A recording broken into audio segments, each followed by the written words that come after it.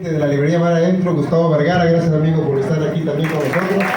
Sean bienvenidos todos ustedes. Bueno, continuamos ahora hablando precisamente sobre las placas de la ciudad de Veracruz. Y en ese sentido les he estado mostrando algo que quizás ustedes en múltiples ocasiones han visto, pero nunca han tomado conciencia de qué es.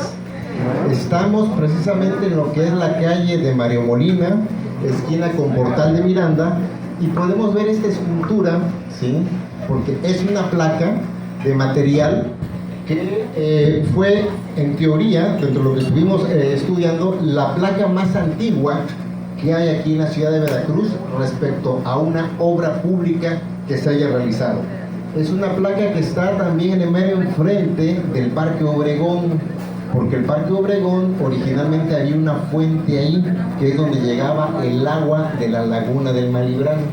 Entonces, afortunadamente la administración anterior le dio por pintarla y le dio por poner, como ustedes notan, pintura negra sobre las letras para que la pudiéramos entender, porque si no, definitivamente no la podíamos leer, además que está en alto. Esta placa lo que dice es: esta fuente y cañería la hizo Pedro Buceta, de la orden de nuestro Padre San Francisco, llevando por maestro patrono y protector al glorioso San Antonio, a expensas, solicitud y cuidado de esta muy noble y leal ciudad y vecindario, y de su gobernador el coronel don Antonio de Peralta y Córdoba. Se empezó el año de 1723 y se acabó el año de 1725. Es una escultura, porque propiamente también es una escultura, que es del siglo XVIII y que nos está informando hasta hoy en día, ¿sí?, esta obra titánica que se realizó en la ciudad de Veracruz con un solo fin, y el más importante, que pudiéramos tener agua potable, ¿sí? Originalmente, cuando se instala la nueva Veracruz en 1600, la única agua que podíamos tomar era la de, no del río, era del riachuelo, ¿sí?, de Noya, que estaba enfrente de lo que es la iglesia de Cristo, y que además ahí es donde lavabas ropa y demás, o donde también iba el ganado, y ahí el ganado defecaba. Pues prácticamente de ahí se agarraba el agua para traerla aquí a la ciudad, y pues obviamente imagínense, ¿sí?, lo insalubre que era esta agua. Se hizo un estudio por parte de dos ingenieros franceses que contrata el gobierno virreinal y hacen un presupuesto. Primero, para traer agua de la zona norte de Vergara, salía muy caro. Después, el sueño de siempre desde esa época es que pudiéramos tener las aguas del río Jamape que pudieran llegar a Veracruz. Hacen el estudio los ingenieros franceses y sí, de verdad, son 25 millones de pesos. Para ese momento, esa cantidad exorbitante pues hace prácticamente imposible que esa obra se pueda desarrollar en ese momento. Lo que hace entonces el Ayuntamiento de Veracruz, los comerciantes de Veracruz, los grupos religiosos aquí de la ciudad, es que se organizan, investigan y ven que existe un personaje en España, que es Pedro Buceta, que es un personaje muy interesante porque es un especialista en la construcción de acueductos.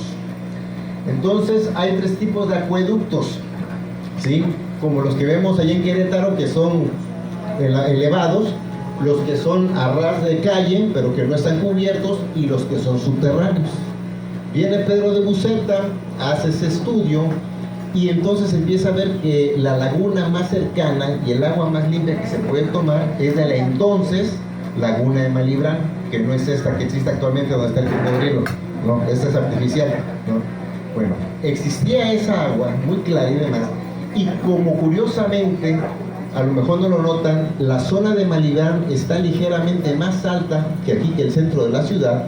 Entonces podía hacerse, ¿sí?, ese caño de bajada ligeramente que pudiera escurrir el agua hasta acá, hasta la ciudad de Veracruz, hasta la ciudad amurallada. Entonces empieza esa construcción, ¿sí?, que la empiezan en 1723, la concluyen en 1725, fue muy rápida. Y entonces primero llegaba a lo que es más o menos el callejón de Reforma, ¿sí?, con Esteban Morales, ¿sí?, ahí todavía era la ciudad amurallada, y de ahí se desprendría, se distribuía 5 fuentes. La fuente emblemática, la fuente principal, pues es la fuente donde estuvo el patrono de la obra, que era el santo San Antonio de Padua. Entonces aquí estamos viendo lo que es la calle de Zaragoza, ¿sí? Lo que es el Parque Obregón, y aquí estaba la fuente. Aquí hay unos personajes que están tomando el agua, ¿sí? Que venía desde el caño, y aquí en la parte superior están viendo esta imagen de San Antonio de Padua, ¿sí?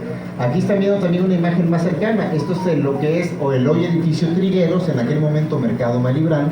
Y entonces aquí está toda la gente tomando agua, está con sus mulas, ¿sí? Y ya desde ahí se empezaba a transportar. Fue importantísimo esa obra porque, repito, permitió que ya tuviéramos agua potable finalmente aquí en Veracruz.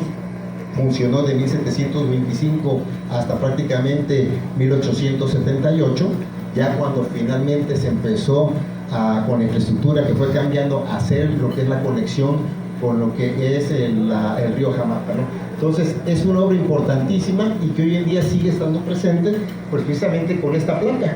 Si no existiera esta placa, quizás ninguno de nosotros supiéramos de esta obra tan importante que fue para su momento para la ciudad de Veracruz.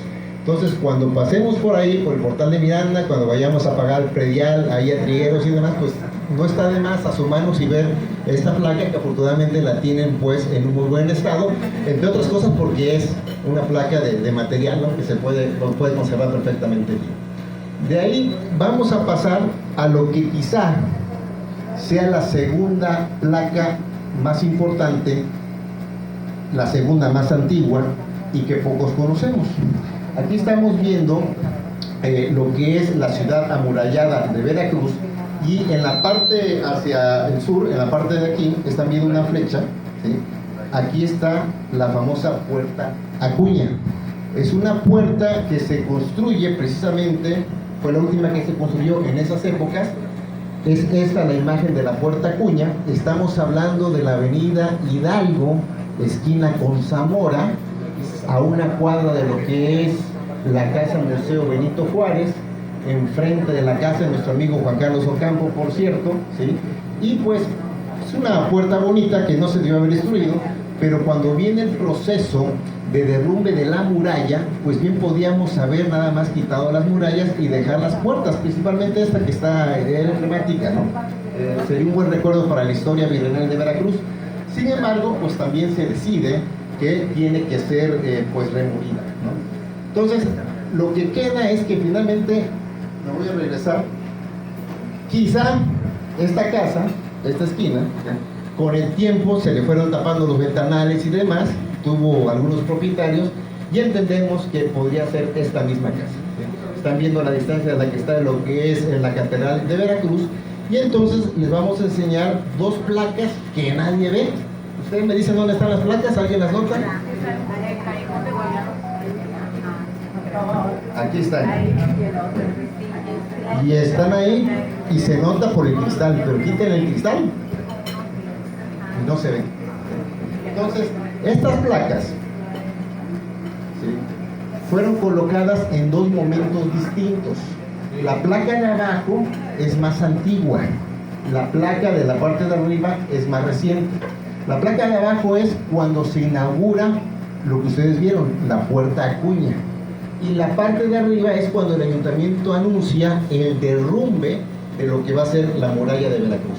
Entonces la de arriba, obviamente no se ve, pero les traduzco, dice el ayuntamiento de esta heroica ciudad, porque no se dice de esta H ciudad, se escribe H ciudad, pero cuando se pronuncia se dice heroica ciudad, ¿sí? No se dice etc, se dice etcétera, ¿no? Yo digo que hay que destacar. Entonces, el ayuntamiento el ayuntamiento de esta heroica ciudad comenzó la demolición de la muralla y de la Puerta Acuña, llamada también Puerta Nueva, el día 14 de julio de 1880. Y la placa se devela en septiembre de 1880. Es efectivamente, como todas, una placa de mármol. Es una imitación de las placas y monumentos de la antigua Roma, que se hacía con mármol.